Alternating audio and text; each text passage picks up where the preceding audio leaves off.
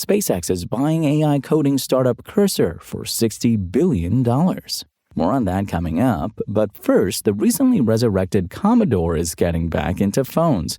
But rather than taking on the likes of Apple and Samsung at their own game, the Commodore Callback 8020 is a proudly non-conformant flip phone that wouldn't have looked out of place in the 90s. Billed by its maker as a retreat from Black Mirror technology, the Callback 8020, the first phone to carry the Commodore name since 2015's PET, uses patent-pending tech to enforce a system-level block on social media apps, web browsers, and email clients. What you are allowed to have is the Linux-based Sailfish OS operating system, which Commodore says offers a completely de-Googled experience compatible with over 99% of Android apps thanks to the runtime compatibility layer. These include WhatsApp, Maps, and Spotify. Sailfish OS was developed by Yola, a Finnish company founded by a team of Nokia veterans. In gaming news, Roblox has launched its age-gated account tiers globally after a U.S. rollout back in May.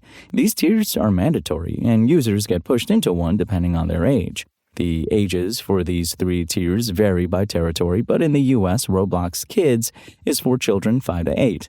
Roblox Select is for tweens 9 to 15, and the traditional Roblox account is for everyone else. These account types then align with the platform's various maturity labels, which are slapped on games and experiences. The kids' accounts only have access to minimal and mild experiences, and there's no option for chat. The select accounts can also access moderate content in addition to minimal and mild. These users can also chat with people that have been vetted by parents or guardians. Remember, you can find the latest gadget news, reviews, price drops, and more right now at Engadget.com.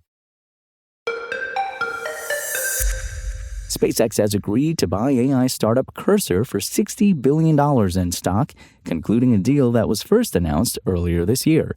In April, the two companies signed a partnership that saw SpaceX agree to either invest $10 billion into Cursor or buy it outright for $60 billion. Now, less than 2 months later, the two are moving forward with an acquisition, which SpaceX expects to close later this year. Cursor is known for its AI coding tool of the same name.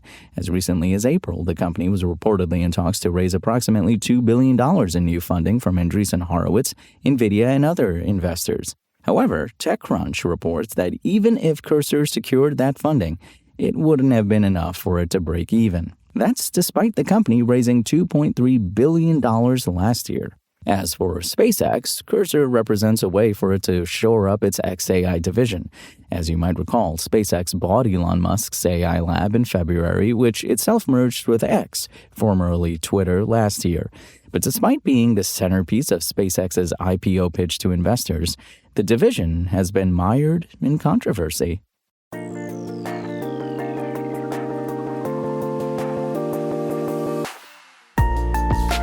Thanks for listening to the show. Make sure to rate, review, and subscribe on Apple Podcasts. Today's show featured journalism by Engadget contributor Igor Bonifacic and was produced by Spoken Layer.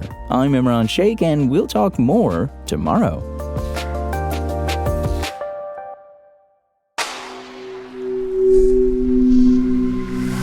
Spoken Layer.